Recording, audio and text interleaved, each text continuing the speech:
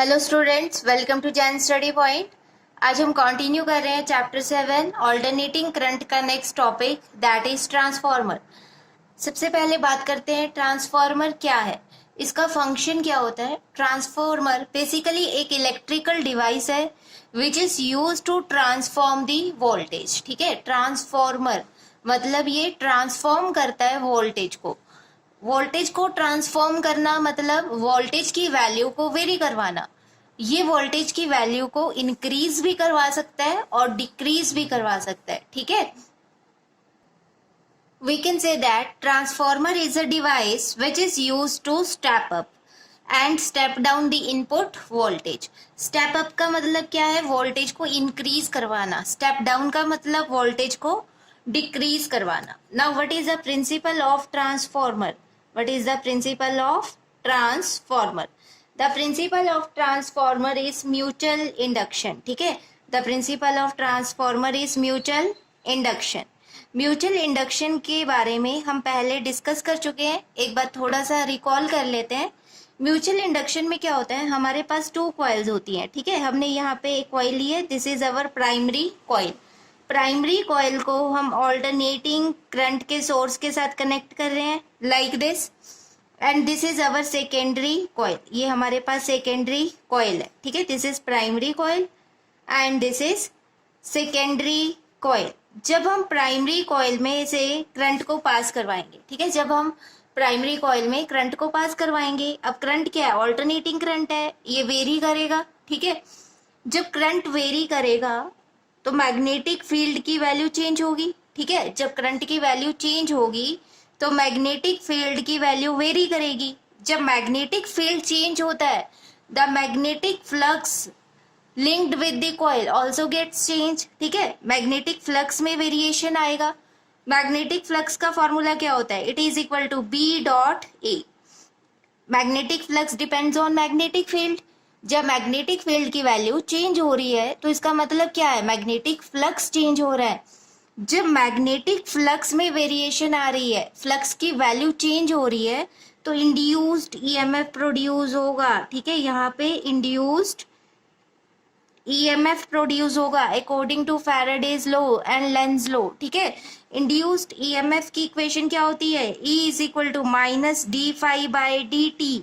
यहाँ पे negative sign क्या रिप्रेजेंट करता है, according to Lenz law the induced EMF is such that, जो डायरेक्शन होगी इंड्यूस्ड EMF की वो ऐसी डायरेक्शन होगी such that it opposes the change in magnetic flux.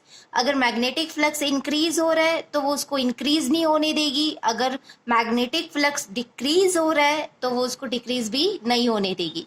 Basically induced EMF का काम क्या है, अपोज करना। ठीक है, इसलिए यहाँ पे हम नेगेटिव साइन को रिप्रेजेंट करते हैं। नेगेटिव साइन यहाँ पे क्या रिप्रेजेंट करता है, opposition. Clear, this is all about the mutual induction. अब हम बात करते हैं the types of transformer.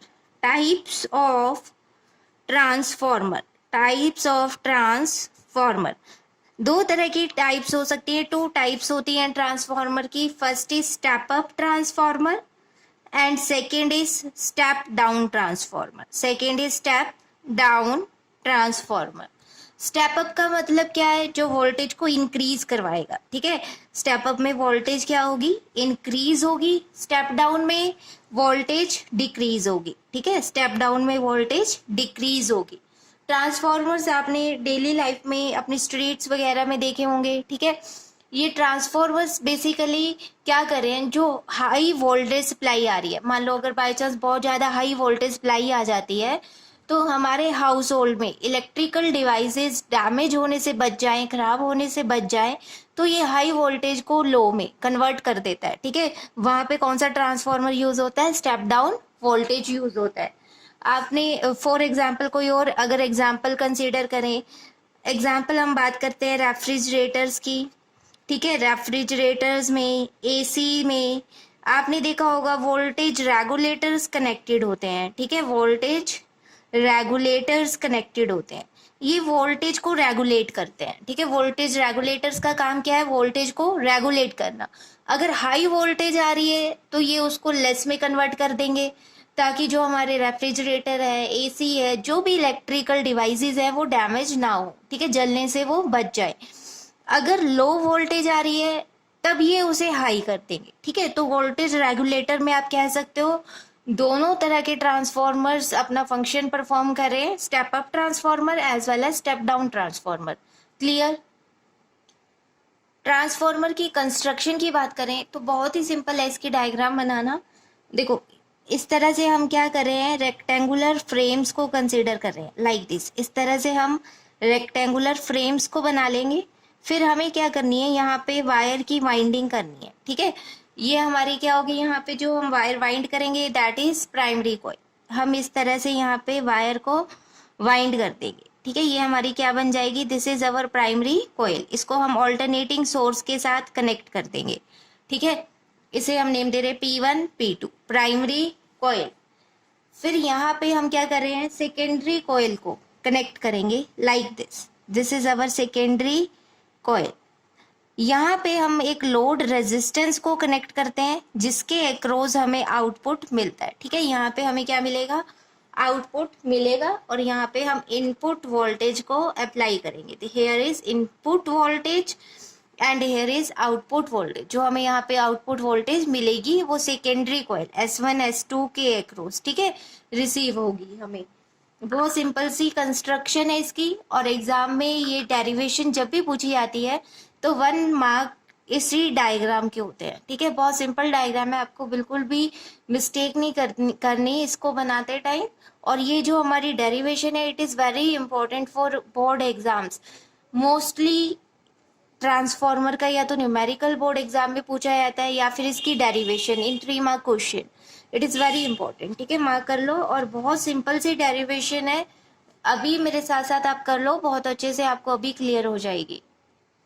Step up transformer की अगर बात करें, स्टेप अप ट्रांसफॉर्मर में क्या होगा, the number of turns of secondary coil would be greater then the number of turns of the primary coil.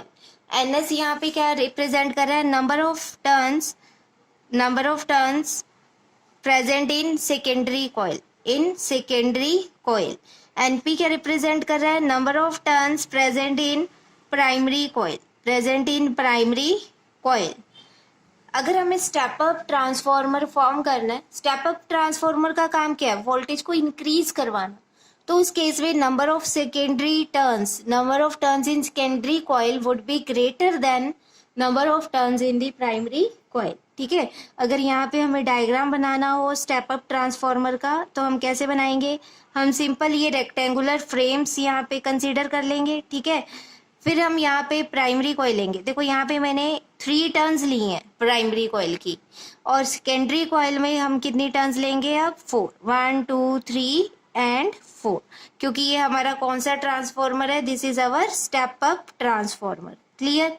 यहाँ पे हमें आउटपुट वोल्टेज मिलेगी और ये हमारा क्या होगा, इनपुट होगा, जहाँ पे हम ऑल्टरनेटिंग सोर्स को कनेक्ट करेंगे। अगर स्टेप डाउन ट्रांसफॉर्मर की बात करें तो स्टेप डाउन ट्रांसफॉर्मर का फंक्शन क्या होता है, ये वोल्टेज को लेस करवाता है, ठीक है। तो इस केस में number of secondary turns would be less than the number of turns present in primary coil, ठीक है। स्टेप डाउन के केस में number of turns in secondary coil would be less than the number of turns present in primary coil. Simple diagram है, आप खुद से इसको बना सकते हो। हम क्या करेंगे, इसी तरह से रेक्टेंगुलर फ्रेम्स को कंसीडर कर लेंगे।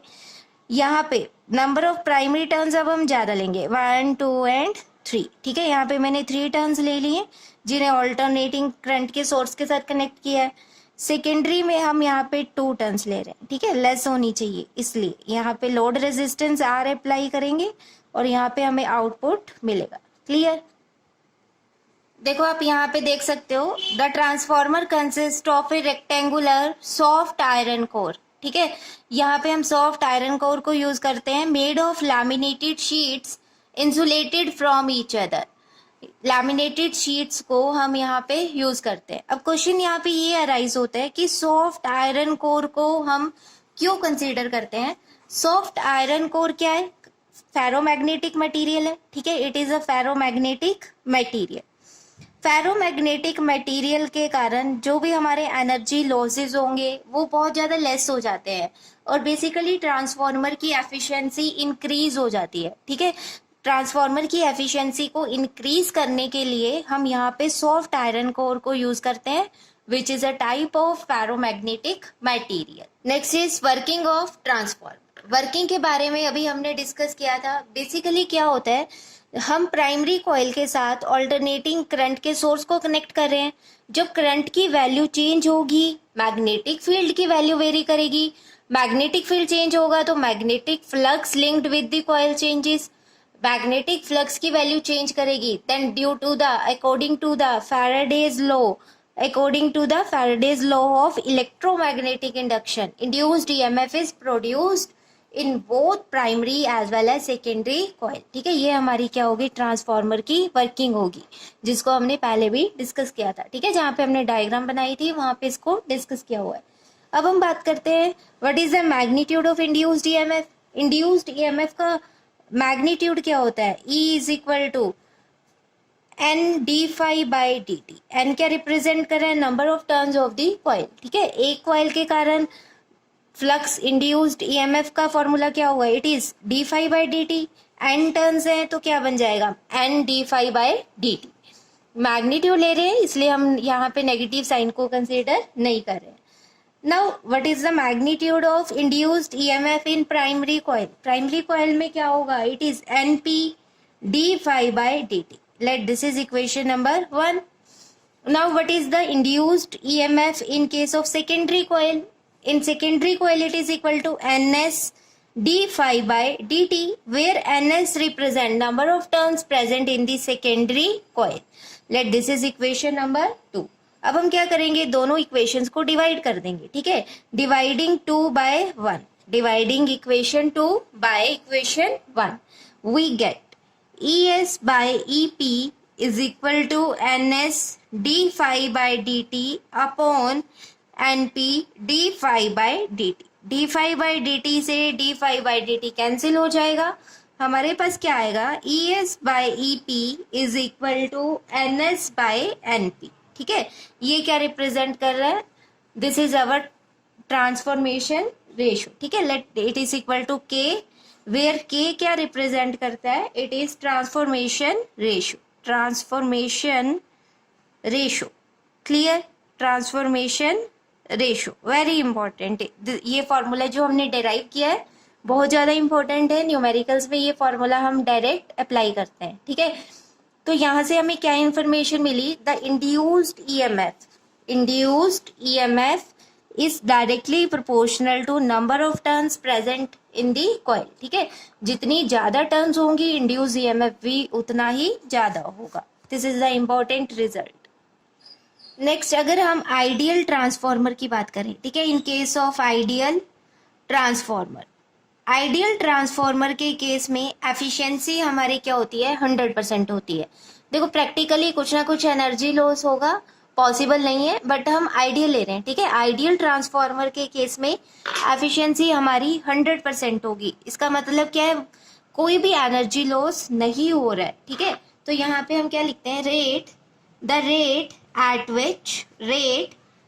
विच सोर्स ट्रांसफर्स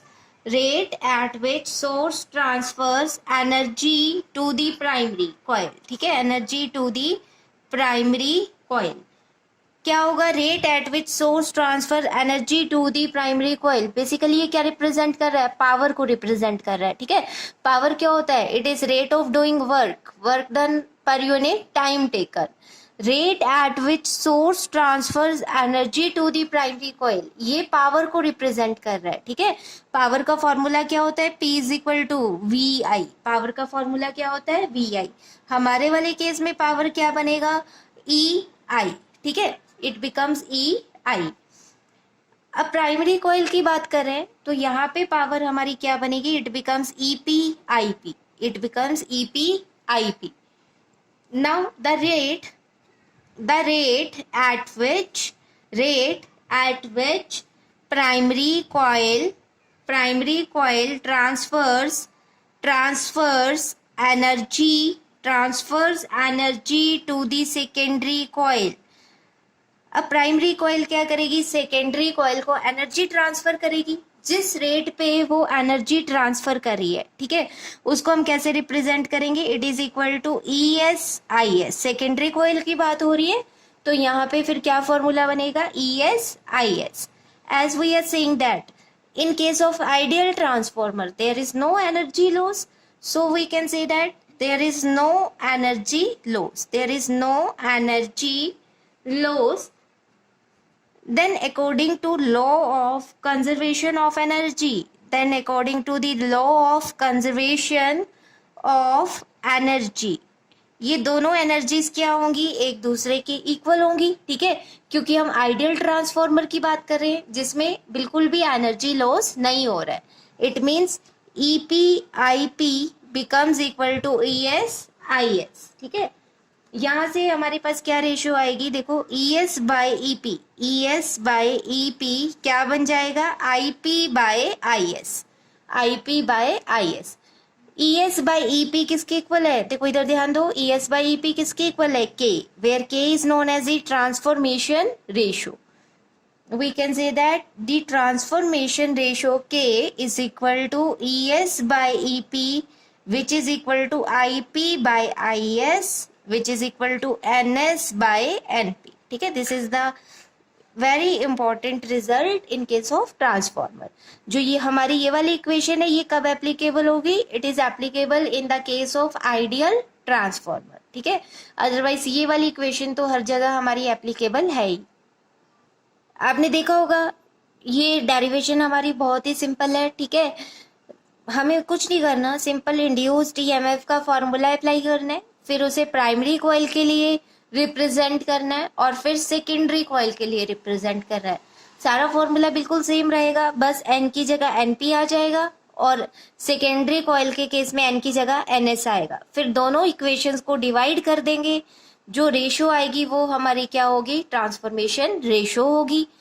फिर हम क्या करेंगे, आइडियल ट्रांसफॉर्मर की बात करेंगे, उसमें हम एनर्जी को इक्वेट कर देंगे, ठीक है। जो एनर्जी हम प्राइमरी कॉइल को दे रहे हैं उतनी ही energy primary coil secondary coil को देगी, because there is no energy loss. फिर दोनों इक्वेशंस को हम सिंपली डिवाइड कर देंगे, अगेन हमारे पास ट्रांसफॉर्मेशन रेशियो आ जाएगी। बहुत सिंपल डेरिवेशन है और बहुत इंपॉर्टेंट है। अब कुछ स्पेशल केसेस की बात करते हैं। फर्स्ट स्पेशल केस क्या होगा, when k is greater than 1, जब k की वैल्यू 1 से ग्रेटर है। देखो उस केस में क्या होगा, जब k ग्रेटर देन 1 है, इट मीन्स देखो k किसके इक्वल है, ns बाय np के इक्वल है। k greater than 1 means ns is greater than np, ठीक है। अब मान लो कोई एग्जांपल लेते हैं हम, कोई ट्रांसफॉर्मर हमें गिवन है जिसमें number of secondary turns, secondary coil की टर्न्स हमें गिवन है 40, number of turns of primary coil हमें गिवन है 20, तो ये रेशियो हमारे पास कितनी आएगी, 2 is greater than 1, so we can say that ns would be greater than np। It means, इसका मतलब क्या है, यहाँ पे हम कौन से ट्रांसफॉर्मर की बात कर रहे हैं, we are talking about step up transformer here, ठीक है। स्टेप अप ट्रांसफॉर्मर के केस में k क्या होगा, ग्रेटर देन 1, आपको बस ये याद रखना है। इन case of step up transformer k is greater than 1। Second case, when k is less than 1, when k is less than 1, it means ns by np is less than 1, which means number of secondary turns would be less than number of the primary turns. जब k less than 1 होगा तो कौन सा transformer होगा, it is our step down transformer, it is our step down transformer। k less than 1 है तो step down transformer, k greater than 1 है तो स्टेप अप ट्रांसफॉर्मर, ठीक है। थर्ड केस हमारा बनेगा, third case when k is equal to 1, when k is equal to 1, इस case में क्या होगा, number of turns ns present in secondary coil is ns upon np is equal to 1, which means number of turns present in secondary coil is equal to number of turns present in primary coil। ये हमारा कौन सा case हो गया, it is our ideal transformer, ठीक है। ये हमारा कौन सा केस हो गया, this is the case of our ideal transformer in which no energy loss is taken place. इस केस में ES किसके इक्वल होगी, it is equal to EP।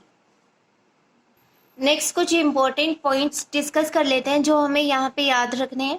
देखो, ट्रांसफॉर्मेशन रेशियो के हमारे पास किसके इक्वल आ रही है, it is equal to NS by NP which is equal to ES by EP and which is also equal to IP by IS। ठीक है, ये डेरिवेशन हमने अभी की थी। अब यहाँ से हमें क्या पता लग रहा है, जो ट्रांसफॉर्मेशन रेशियो है, देखो ये किसकी इक्वल है, number of turns, ratio of number of turns NS by NP, induced EMF ES by EP and current IP by IS। यहाँ से हमें क्या पता लग रहा है, देखो induced EMF is directly proportional to number of turns। जितनी ज्यादा नंबर ऑफ टर्न्स प्रेजेंट होगी कॉइल के अंदर, इंड्यूस EMF का मैग्नीट्यूड उतना ही ज्यादा होगा। सेकेंड थिंग जो हमें यहाँ से इन्फॉर्म हो रही है, जो हम यहाँ से ऑब्जर्व करें, that is induced EMF is inversely proportional to current। induced EMF is inversely proportional to current, जिसका मतलब क्या है, EI is equal to constant। ठीक है, अगर हम क्या करें, EMF E को इंक्रीज करें, अगर हम EMF को इंक्रीज करेंगे तो करंट उस केस में क्या होगा, डिक्रीज होगा। ठीक है, फॉर अ कांस्टेंट पावर। अगर पावर हमारे पास कांस्टेंट है, देखो पावर का फॉर्मूला हमारे पास क्या बनेगा, इट इज E इंटू आई। अब पावर हम क्या कह रहे हैं, कांस्टेंट है, पावर कांस्टेंट है और हम E को इंक्रीज करवा रहे हैं, वोल्टेज को हम इंक्रीज करवा रहे हैं, तो उस केस में करंट क्या होगा, करंट विल गेट डिक्रीज, उस केस में करंट डिक्रीज होगा। Clear. Next is efficiency of transformer. Efficiency of transformer, अब हम किसकी बात करेंगे, efficiency of transformer. Efficiency of transformer को हम ईटा से रिप्रेजेंट करते हैं। ईटा किसके इक्वल होता है, output power upon input power. It is equal to output power upon input power. Output power हमारे पास क्या होगी, ES/IS अपॉन इनपुट पावर होगी EP/IP। ठीक है, this is the efficiency of transformer. In case of ideal transformer it is 1। ठीक है, ये ईटा हमारे पास क्या होगा, इन case of ideal transformer it is 1। Clear. First is copper loss, इसको हम हीट लॉस भी बोल सकते हैं। ठीक है, इसको हम हीट लॉस भी बोलते हैं। कॉपर लॉस और हीट लॉस बेसिकली क्या है, it is the energy loss in the form of heat. Heat की फॉर्म में जो एनर्जी लॉस हो रही है उसको हम क्या बोलते हैं, कॉपर लॉस और हीट लॉस। इसको हम मिनिमाइज कर सकते हैं बाय यूजिंग थिक वायर्स।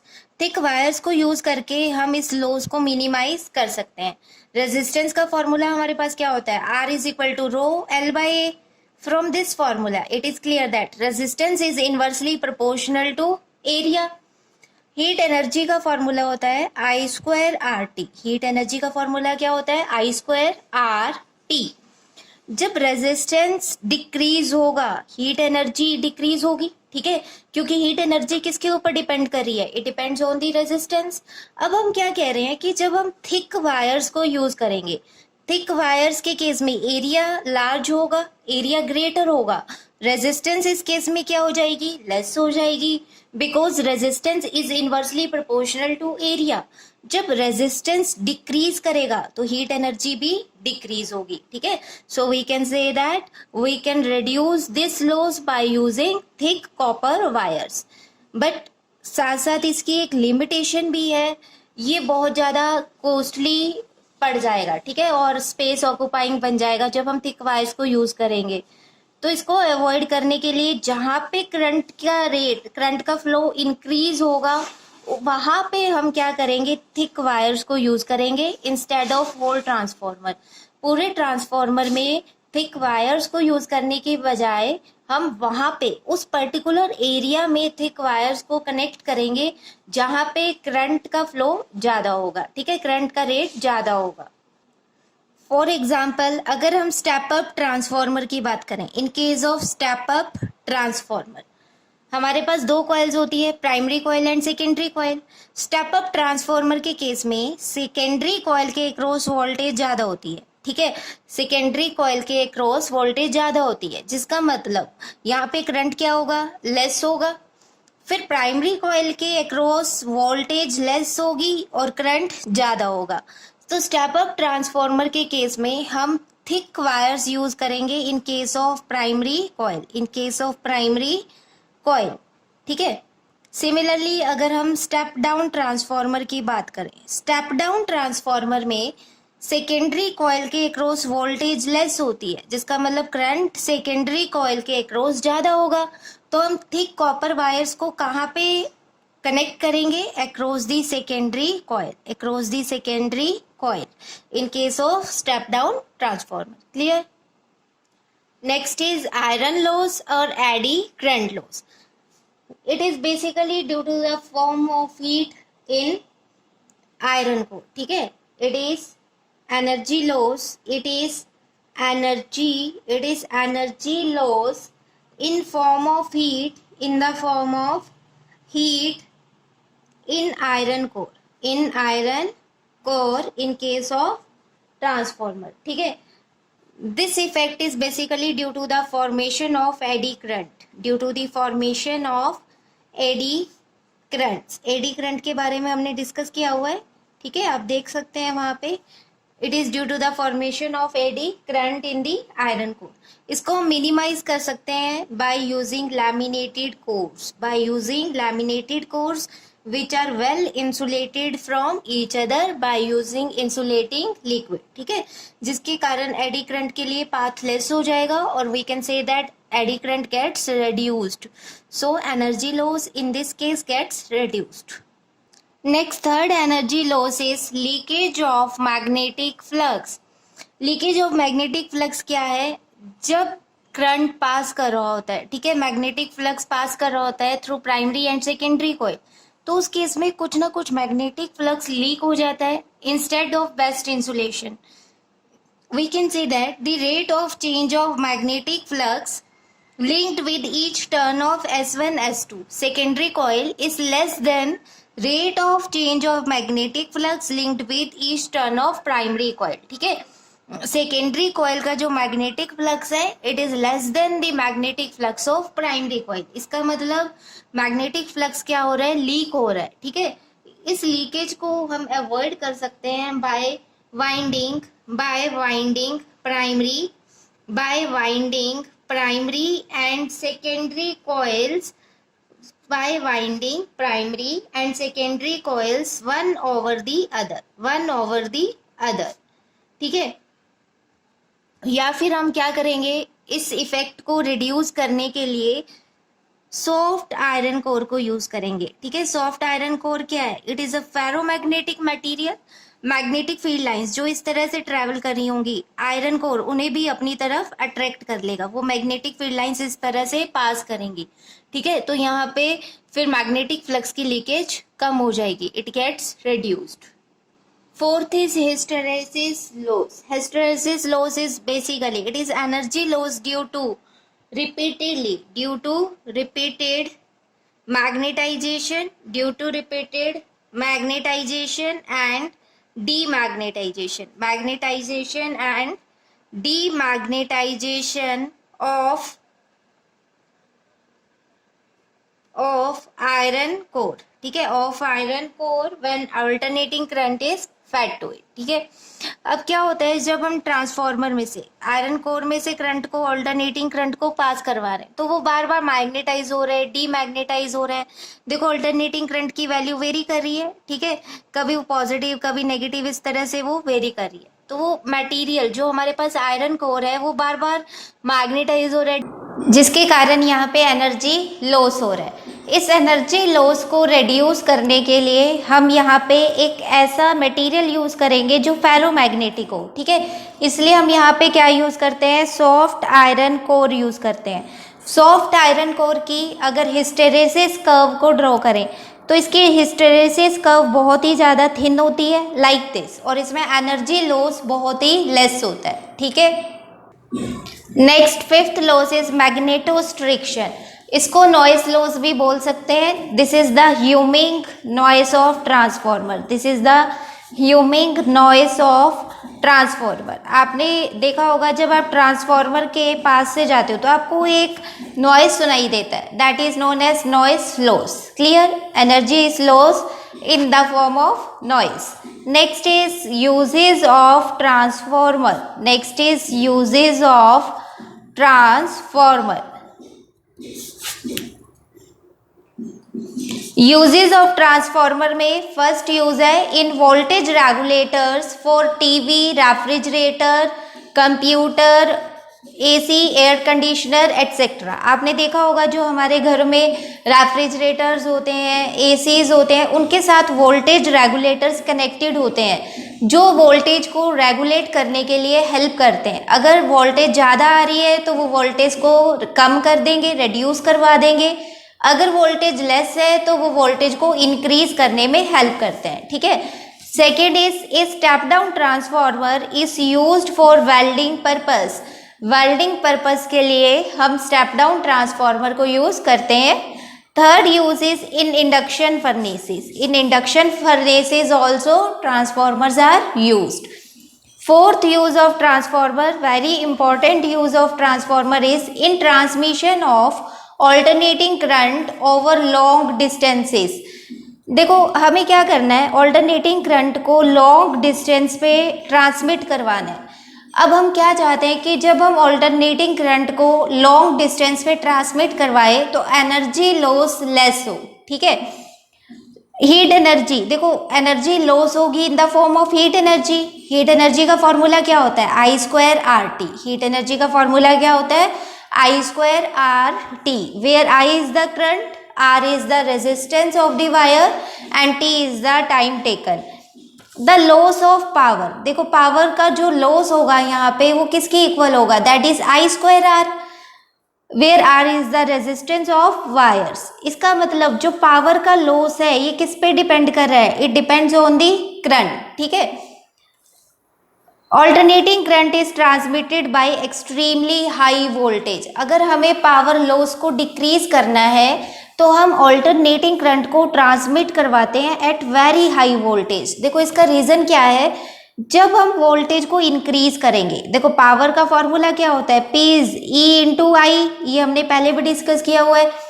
अब पावर हमारी कांस्टेंट है, पावर की वैल्यू कांस्टेंट है। जब हम वोल्टेज को इंक्रीज करवाएंगे तो करंट उस केस में डिक्रीज हो जाएगा। ठीक है। जब हम हाई वोल्टेज पे ऑल्टरनेटिंग करंट को ट्रांसमिट करवाएंगे, करंट यहाँ पे क्या होगा, डिक्रीज करेगा। मान लो आप वोल्टेज को n टाइम्स इंक्रीज कर रहे हो तो करंट n टाइम्स वहां पे डिक्रीज हो जाएगा। ठीक है। जितने ऑर्डर से आप वोल्टेज को इंक्रीज करवाओगे उतने ही ऑर्डर से करंट वहां पे डिक्रीज करेगा। तो पावर का फॉर्मूला हमारे पास क्या होता है, it is E I, power is E I. Power loss यहाँ पे क्या होगा, देखो पावर लॉस है हमारे पास P is equal to I square R. अब हम क्या कह रहे हैं कि जब हम ऑल्टरनेटिंग करंट को हाई वोल्टेज पे ट्रांसमिट करवाएंगे करंट की वैल्यू रिड्यूस होगी, फिर हम उसका स्क्वायर कर रहे हैं तो वैल्यू और भी ज़्यादा डिक्रीज हो जाएगी। ठीक है। जिसके कारण पावर लॉस यहाँ पे डिक्रीज हो जाएगा। ठीक है। क्लियर। यहाँ से हम एक बहुत इंपॉर्टेंट रिजल्ट को डेराइव कर सकते हैं, that is thin wire of large resistance. अगर हमें ऑल्टरनेटिंग करंट को लार्ज डिस्टेंस तक ट्रांसमिट करवाना है तो हम thin wire of large resistance को यूज कर सकते हैं। Lot of material, that is copper, can be saved by this method. Cost of transmission gets reduced. Hence we can say that जब हम large resistance की thin wire को use कर रहे हैं for transmitting alternating current, the cost of transmission in this case gets reduced. Clear? This is very important application of transformers. अगर हम generating stations की बात करें, पावर स्टेशंस की बात करें, तो वहाँ पे हम स्टेप अप ट्रांसफार्मर को यूज़ करते हैं। We use step up transformer, we use step up transformer जो रेज करेगा एसी वोल्टेज को। ठीक है। Which raises AC alternating current voltage to about 1,32,000 volt. इतनी ज़्यादा हाई वैल्यू पे वो ऑल्टरनेटिंग करंट वोल्टेज को इंक्रीज कर देता है। ठीक है। फिर क्या है, थिन वायर्स की हेल्प से हम इस वोल्टेज को ट्रांसमिट करवाते हैं। फिर वोल्टेज को रिड्यूस करने के लिए स्टेप टू स्टेप हम स्टेप डाउन ट्रांसफार्मर का यूज़ करते हैं। अगर डोमेस्टिक पर्पस के लिए बात करें तो डोमेस्टिक पर्पस के लिए हम 220 वोल्ट और 50 हर्ट्ज फ्रीक्वेंसी वाले वोल्टेज को यूज़ करते हैं। ठीक है, so this is all about the transformer. I hope आप सबको ये टॉपिक बहुत अच्छे से क्लियर हो गया होगा। It is very important for board exams, इसको बहुत अच्छे से आप प्रिपेयर कर लो। Next is AC generator, or we can say that alternating current generator. AC generator is a device which converts mechanical energy into electrical energy. आपने देखा होगा जो पुराने जनरेटर्स होते थे उसमें हम क्या करते थे, पहले कॉइल को रोटेट करते थे। जब हम उसको रोटेट करते थे तो मैकेनिकल एनर्जी प्रोड्यूस होती थी, फिर वो मैकेनिकल एनर्जी इलेक्ट्रिकल एनर्जी में कन्वर्ट हो जाती थी। ठीक है, this is the main function of alternating current generator. या फिर आपने कुछ ऑटोज देखे होंगे, ऑटोज में क्या होता है, एक रोप लगी होती है इंजन के साथ। ठीक है, वो रोप को पुल करके पहले इंजन को स्टार्ट करते हैं, तो बेसिकली उस केस में वो मैकेनिकल एनर्जी को इलेक्ट्रिकल एनर्जी में कन्वर्ट कर रहे होते हैं। ठीक है, AC जनरेटर की डिस्कवरी निकोलस टेस्ला ने की थी। It is one of the biggest invention. ठीक है, आप कह सकते हो it is one of the most important application of electromagnetic induction, EMI। Electromagnetic induction क्या था, जब हम क्या कर रहे हैं, magnetic flux linked with coil, coil के साथ जो मैग्नेटिक फ्लक्स लिंक्ड है उसको चेंज करवा रहे हैं, तो EMF इंड्यूस होगा। उस इंड्यूस्ड EMF के कारण इंड्यूस्ड करंट प्रोड्यूस होगा। ठीक है, this is the basic principle of alternating generator. Next is the principle of alternating current generator.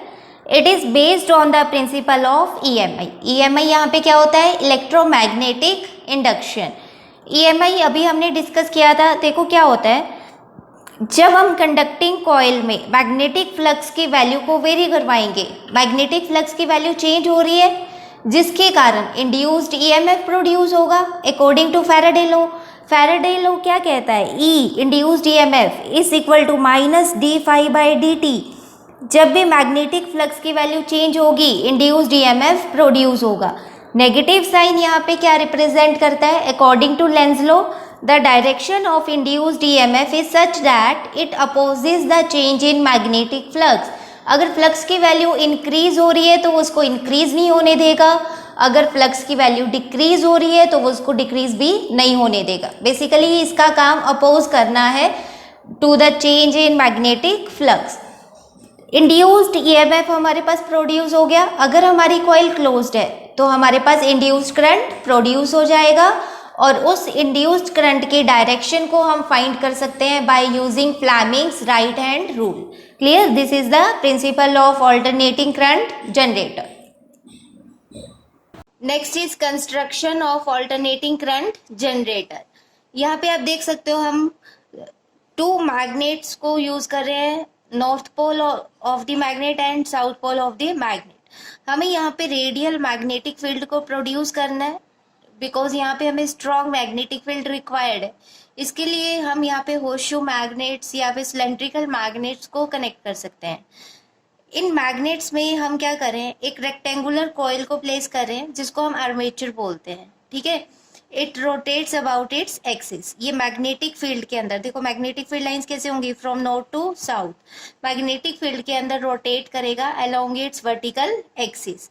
फिर हम यहाँ पे 2 स्लिप रिंग्स कनेक्ट कर रहे हैं, R1 एंड R2। बेसिकली ये रिंग्स मेंटेन करती हैं the connection between armature and the brushes. आप देख सकते हो यहाँ पे हमने 2 ब्रशेस B1 एंड B2 को कनेक्ट किया हुआ है। रिंग्स आर्मेचर और ब्रश के बीच के कॉन्टेक्ट को मेंटेन करने में हेल्प करती है। फिर ब्रश का क्या फंक्शन होता है, it maintains the connection between the ring and the load resistance RL। ठीक है, फिगर से ये बातें क्लियर हो रही हैं। देखो ब्रश का क्या फंक्शन है, it maintains the connection between ring and load resistance RL।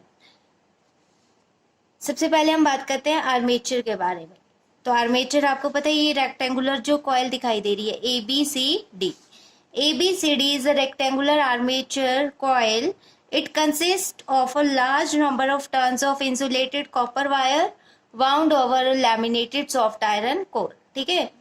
Second is field magnet. North and south are the pole pieces of a strong electromagnet in which armature coil is rotated. Axis of rotation is perpendicular to the magnetic field lines. आप देख सकते हो जो ये axis of rotation है it is perpendicular to the magnetic field lines. Next is slip rings. R1 and R2 are two hollow metallic rings to which two ends of the armature coil are connected as shown in the figure. आप देख सकते हो slip rings के साथ हमने armature coil के ends को connect किया हुआ है. ठीक है. These rings rotate with rotation of the coil. जब ये coil rotate करेगी तो ये rings भी rotate करेंगी. Next is brushes. B1 and B2 are the two carbon brushes. They are fixed and are kept in contact with the rings R1 and R2. ठीक है. ये दोनों brushes आप देख सकते हो हमने rings R1 and R2 के साथ connect किए हुए हैं. The purpose of brushes is to pass on current from armature to the external load resistance R. ठीक है. ये रिंग के और लोड रेजिस्टेंस आर के कनेक्शन को मेंटेन करके रखते हैं ताकि करंट को बहुत इजीली लोड रेजिस्टेंस आर तक ये ट्रांसमिट कर सके.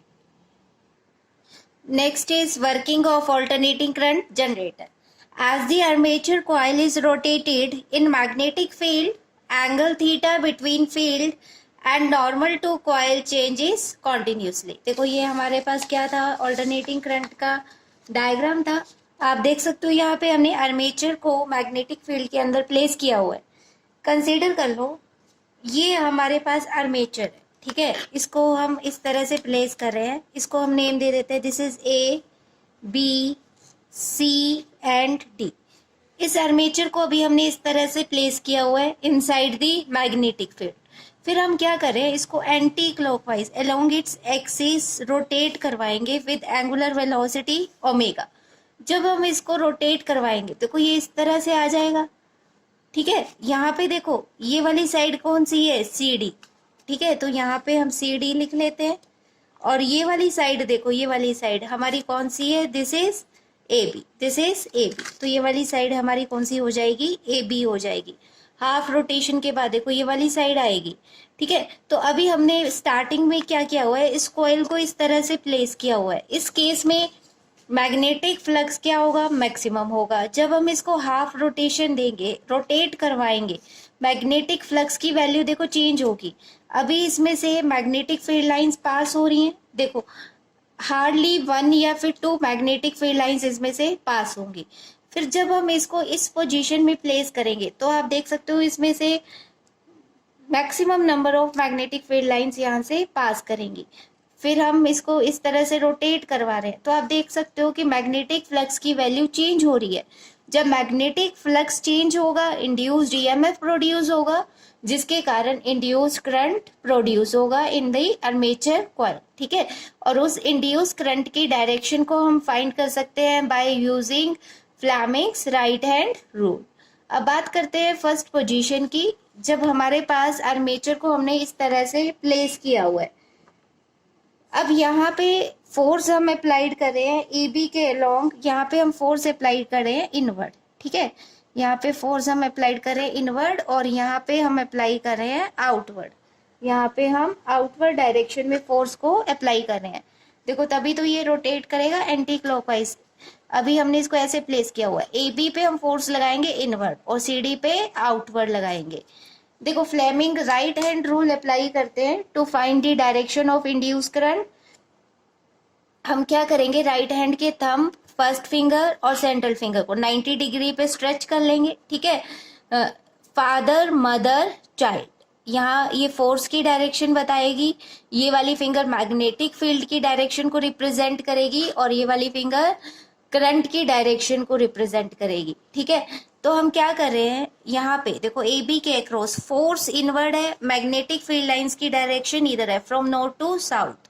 तो ये वाली जो थंब है देखो ये इधर जाएगा इनवर्ड, और ये वाली फिंगर ऐसे, ये वाली फिंगर आप देखो कैसे हो जाएगी, ये वाली फिंगर हमारी ऐसे हो जाएगी। देखो फोर्स इनवर्ड होना चाहिए, ठीक है, फोर्स इनवर्ड, मैग्नेटिक फील्ड इधर फ्रॉम नॉर्थ टू साउथ, ठीक है। और ये वाली फिंगर देखो आप किधर, ये किधर मूव कर रही है, ठीक है, ये ऐसे मूव कर रही है इधर, देखो ये वाली फिंगर हमारी इधर जा रही है फ्रॉम ए टू बी। आप खुद से करके देखोगे तब आपको ज्यादा क्लियर होगा, ठीक है। तो यहाँ पे इंड्यूस करंट की डायरेक्शन क्या आ रही है हमारे पास, फ्रॉम ए टू बी। अगर सी टू डी, सी डी के लिए हम Fleming's right hand rule apply करते हैं। अगेन हम राइट हैंड की फिंगर्स को स्ट्रेच करेंगे। देखो अब यहाँ पे फोर्स आउटवर्ड है, थंब क्या रिप्रेजेंट कर रहा है, आउटवर्ड डायरेक्शन में फोर्स। मैग्नेटिक फील्ड इधर है फ्रॉम नॉर्थ टू साउथ। ये वाली फिंगर देखो करंट की, जो ये वाली फिंगर है किधर रिप्रेजेंट कर रही है, किस डायरेक्शन में, फ्रॉम सी टू डी। तो यहाँ पे इंड्यूस करंट की डायरेक्शन क्या होगी, फ्रॉम सी टू डी, ठीक है। ये वाला सर्किट यहाँ पे फॉलो होगा, इस तरह से इंड्यूस करंट यहाँ पे पास करेगा, ठीक है, समझ गए। देखो वर्किंग में हमने लिखा हुआ है, as the armature coil is rotated in magnetic field, angle between field and normal to coil changes continuously. Angle क्या होगा, कॉन्टिन्यूसली चेंज होगा। देखो ये हमारे पास कॉइल है, ठीक है, एरिया वेक्टर क्या होगा, इसके प्लेन के परपेंडिकुलर होगा। जैसे जैसे अब ये कॉइल रोटेट कर रही है मैग्नेटिक फील्ड के साथ, एंगल क्या करेगा, वेरी करेगा, ठीक है। Therefore, magnetic flux linked with the coil changes and EMF is induced in the coil. जब magnetic flux की वैल्यू वेरी करेगी, induced EMF प्रोड्यूस होगा, ठीक है। Consider plane of coil, starting में हम क्या कर रहे हैं, कंसिडर कर रहे हैं the plane of coil is perpendicular to the plane of paper in which magnetic field is applied. As the coil is rotated anti-clockwise, magnetic flux linked with the coil changes and induced current is produced inside the coil. Now to find the magnitude of induced EMF, let n is the number of turns in the coil, A is the area enclosed by each turn of the coil, B यहाँ पे क्या represent कर रहा है, it is the strength of magnetic field B, theta angle which the normal to coil makes with magnetic field B at any instant T।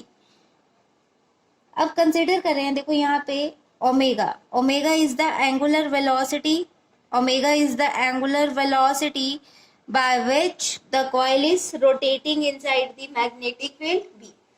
The magnetic flux linked with the coil, magnetic flux को हम phi B से represent कर रहे हैं। The magnetic flux linked with the coil is B dot A, ठीक है, is B dot A. The coil is having n turns, so in this case total magnetic flux becomes n B dot A, which becomes equal to NBA cos theta, where theta is angle between magnetic field vector B and area vector A. It becomes NBA cos omega T.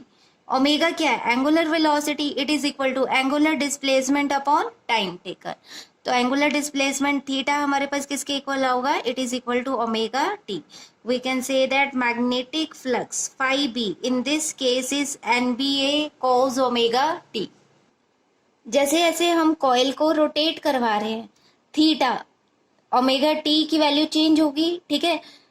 जब theta change हो रहा है तो magnetic flux की value change होगी, magnetic flux change होगा तो induce EMF produce होगा, ठीक है। So we can say that at any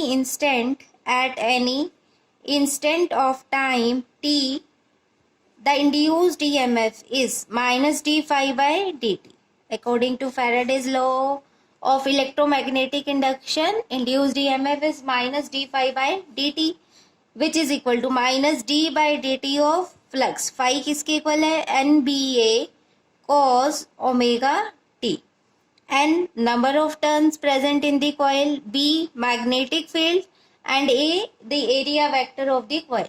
These all are constant terms, इसलिए हम इसे डिफरेंशिएशन से बाहर लिख लेंगे, ठीक है। The induced EMF E becomes minus NBA into d by dt of cos omega t. Cos theta का डेरिवेटिव क्या होता है, माइनस साइन थीटा। अब यहाँ पे हमारे पास थीटा की जगह क्या है, omega T. The differentiation of cos omega T will be equal to minus sine omega T into angle का जब हम दोबारा से डेरिवेटिव करेंगे तो ओमेगा बाहर आ जाएगा, D T by d T 1 हो जाएगा। It becomes minus omega into sine omega T. From this, the induced EMF becomes E is equal to minus NBA into minus omega into sine omega t, which becomes equal to minus minus क्या हो जाएगा, plus हो जाएगा। The induced EMF E becomes NBA omega sine omega t। ठीक है, अब हमें क्या है, इंड्यूस्ड ईएमएफ की वैल्यू मैक्सिमम चाहिए।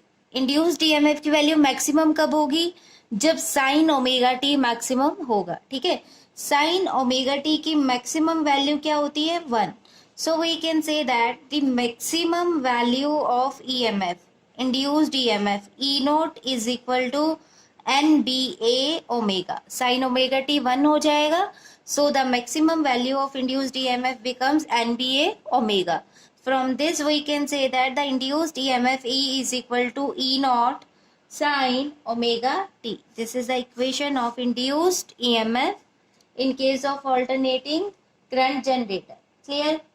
Now what is the equation for current? Current के लिए देखो हमारे पास क्या equation होगी, current I is equal to E by R which becomes equal to E किसके इक्वल है, E naught sine omega T by R. E naught by R क्या रिप्रेजेंट कर रहा है, मैक्सिमम वैल्यू ऑफ करंट, जिसको हम आई note से represent करेंगे। So we can say that in this case I is equal to I naught sine omega T, where I naught is equal to E naught by R which is the maximum value of alternating current. ठीक है, this is the maximum value of alternating current, induced current.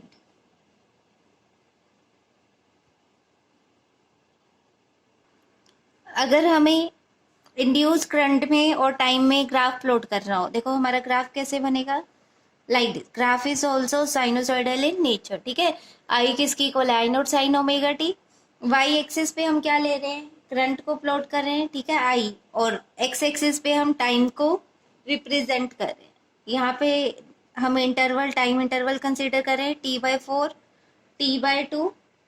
यहाँ पे हमारे पास आएगा 3t/4 और यहाँ पे हमारे पास आएगा t। ठीक है, ग्राफ हमारा कैसा बनेगा, देखो साइन कर्व बनेगी। यहाँ पे t/4 पे इसकी वैल्यू क्या होगी, मैक्सिमम होगी। फिर t/2 पे मिनिमम हो जाएगी, यहाँ पे ऐसे 3t/4 पे मैक्सिमम और t पे मिनिमम। ये क्या रिप्रेजेंट कर रहा है, this is the maximum value of current I note. ठीक है, this is the maximum value of current I note. अगर हमें यहाँ पे एंगल लेना हो, ठीक है, अगर हम यहाँ पे एंगल ले लें, देखो यहाँ पे एक्स एक्सिस पे हम एंगल ले लेते हैं। यहाँ पे हमारे पास 0 डिग्री, 90 डिग्री, फिर यहाँ पे हमारे पास है 180 डिग्री, फिर 270 डिग्री और यहाँ पे 360 डिग्री। इस केस में देखो हमारी कर्व कैसे बनेगी, सेम कर्व बनेगी। यहाँ पे 90 पे क्या हो जाएगी, मैक्सिमम, फिर 180 पे मिनिमम, 270 पे मैक्सिमम और 360 पे मिनिमम। इस तरह की कर्व यहाँ पे हमें ऑब्टेन होगी और ये क्या होगा, maximum amplitude of alternating current I note. Clear? This is all about the alternating current generator. It is also very important for board exams और बहुत ही ज़्यादा सिंपल है इसके डेरिवेशन। ये डेरिवेशन आप पहले भी कर चुके हो। ठीक है, अगर आपको थोड़ा सा ध्यान हो, आप पहले भी इस डेरिवेशन को सॉल्व कर चुके हो इन case of orientation. So thank you so much. Next lecture में हम न्यूमेरिकल्स करेंगे। ठीक है।